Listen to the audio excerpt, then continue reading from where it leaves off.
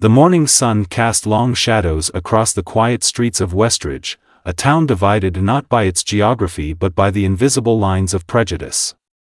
Amara Johnson, 8 months pregnant with her first child, hummed softly as she arranged fresh flowers in their modest home.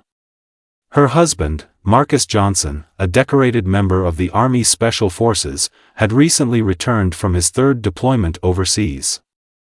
"I'm heading to the grocery store," Amara called out, her voice melodic against the backdrop of their peaceful home. "Need anything special for dinner?"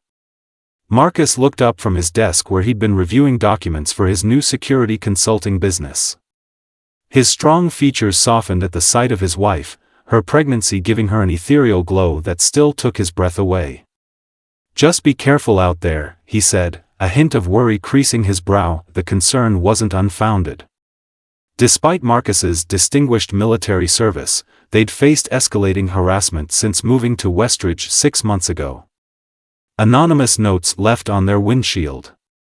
Suspicious glances from Officer Brennan and his patrol partner whenever they drove through town. The whispers that followed them through local shops. "Always am," Amara replied with a confident smile that didn't quite reach her eyes. Neither could have predicted how their lives would change in the next few hours. Amara pushed her shopping cart through the busy supermarket, carefully selecting ripe avocados when she noticed Officer Brennan watching her from the end of the aisle. She ignored him, continuing her shopping, but the weight of his gaze followed her throughout the store. At the checkout, the cashier, a young woman named Jenny, smiled warmly. "How's the little one doing today?" "Active as ever," Amara laughed, placing her hand on her swollen belly. As Amara loaded groceries into her car, a police cruiser screeched to a halt behind her vehicle, blocking her exit. Officer Brennan and his partner, Officer Reynolds, approached with hands resting on their holsters. "Ma'am, we've received a report about shoplifting at this location," Brennan announced, his voice carrying across the parking lot, drawing attention from curious onlookers. "I didn't steal anything," Amara replied calmly, reaching for her receipt. "I have proof of purchase right here." Reynolds knocked the paper from her hand. "Step away from the vehicle. Please, I'm 8 months pregnant." "I just want to go home," Amara pleaded, fear rising in her throat. "On the ground, now!" Brennan shouted, grabbing her arm roughly. "I can't lie on my stomach." "My baby." What happened next seemed to unfold in slow motion. Brennan shoved Amara against the car while Reynolds twisted her arms behind her back. She cried out in pain as they forced her down onto the hot asphalt. "You're hurting me. My baby." Amara sobbed as Brennan pressed his knee into her back. Jenny, the cashier, rushed out screaming, "Stop it. She paid for everything. I was her cashier." Other shoppers began recording with their phones as Amara writhed in pain, tears streaming down her face. Through the haze of terror, one thought crystallized in her mind: Marcus would never let them get away with this. Marcus was reviewing client proposals when his phone buzzed. The text came from an unknown number: "Your wife needs help. Police brutality at Westridge Market. Videos spreading now." His blood ran cold. 3 rapid calls to Amara went straight to voicemail. He grabbed his keys and raced to his truck, heart hammering against his ribs. Before he could start the engine, another text arrived, a video link. Marcus tapped play with trembling fingers. The footage showed Amara pinned against their car, then forced to the ground despite her pregnant state. Officers Brennan and Reynolds, faces clearly visible, deaf to her cries about the baby. The final frame captured Amara being roughly loaded into a patrol car, tears streaming down her face. Something primal awakened in Marcus.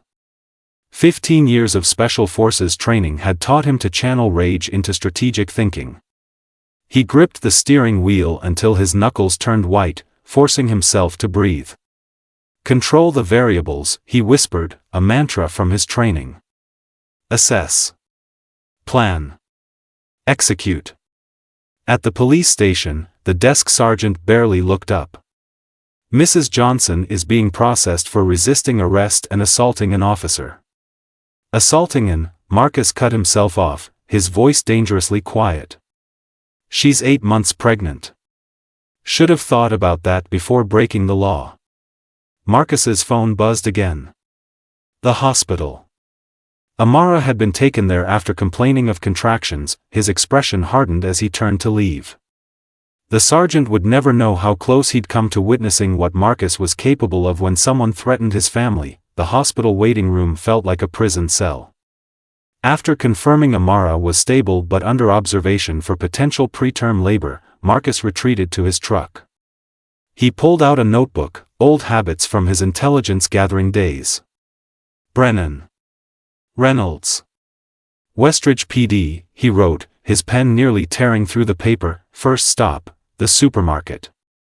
Jenny, the cashier who'd witnessed everything, was finishing her shift. I've never seen anything like it, she said, voice shaking. They didn't even check her receipt. Just went straight for her. Did anyone else record it? Marcus asked. Everyone. It's all over social media. Jenny lowered her voice. This isn't the first time they've done this. Last month, they roughed up my cousin for matching a description. The department buried the complaint. Marcus nodded. I need names. Dates. Anyone willing to talk. Next, he visited Tyrell Washington, a former military buddy now working as a paralegal. This isn't just excessive force, Marcus. This is a pattern, Tyrell said, displaying a spreadsheet on his computer. 12 complaints against Brennan and Reynolds in 18 months. All involving people of color. All dismissed by Internal Affairs. Who's heading IA? Captain Lawrence. Brennan's former partner. Marcus's phone buzzed with a text from a number he didn't recognize, storage unit behind the station. Tuesday nights. 11 p.m., bringing souvenirs from arrests. Someone on the inside? Tyrell asked. Maybe. Marcus stared at the message. I need surveillance equipment. By nightfall, Marcus had gathered testimonies from 7 victims, acquired security footage from 3 businesses surrounding the market, and established contact with a state-level investigator who'd been quietly building a case against Westridge PD for months. The pieces were coming together. But time was running out. Amara's doctor warned that stress could trigger early labor, and the department was already spinning their version of events Tuesday night. Rain pounded the pavement as Marcus positioned himself on the roof opposite the storage facility, his military-grade camera capturing every movement. At 10:58 p.m., a police cruiser pulled up. Brennan and Reynolds stepped out, laughing as they unlocked a unit. Through his scope, Marcus watched them unloading items, jewelry, cash, phones, evidence that had never made it to the property room. He documented everything, sending encrypted files to Tyrell and the state investigator in real time. You got what you need? Brennan's voice carried through the rain. The captain wants his cut by morning. Marcus had heard enough. As they closed the unit, he moved. Years of stealth operations had made him practically invisible in the shadows. Evening, officers, Marcus stepped into the light, causing both men to reach for their weapons. Johnson, Brennan sneered. Bad neighborhood for a midnight stroll. Interesting inventory you've got there. Marcus nodded toward the unit. Does Captain Lawrence know you're recording your little distributions? Reynolds paled. What are you talking about? Marcus held up his phone, playing audio of their earlier conversation. Just one of many recordings I've made. Your body cameras have interesting malfunctions around certain arrests, don't they? Brennan lunged forward. Marcus sidestepped with practiced ease, using Brennan's momentum to take him down with a swift leg sweep. Reynolds drew his weapon, but Marcus was faster, disarming him with a precision strike to the wrist. You're done, Marcus said, as distant sirens wailed. The state police agree. 3 months later, the Johnson family gathered in their living room. Amara cradled their newborn daughter, Zora, meaning Dawn, a fitting name for the new beginning they'd fought for. Channel 7 News, Marcus said, turning up the volume as the special report began. The anchor's voice filled the room. Breaking news in the Westridge police corruption case. Following the arrests of officers Brennan and Reynolds, a grand jury has indicted 5 additional officers, including Captain Lawrence. Evidence provided by Army Special Forces veteran Marcus Johnson led to the most sweeping police reform in state history. The screen showed footage of the new police chief, an African-American woman, implementing community oversight boards and mandatory bias training. The civil settlement awarded to Amara Johnson has established a foundation for victims of police brutality, the reporter continued. Amara squeezed Marcus's hand. "We did it.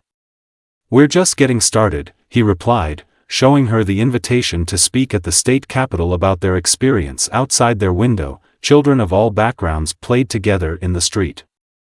The invisible lines that had divided Westridge were slowly fading. Justice, like the morning sun, had finally broken through the shadows.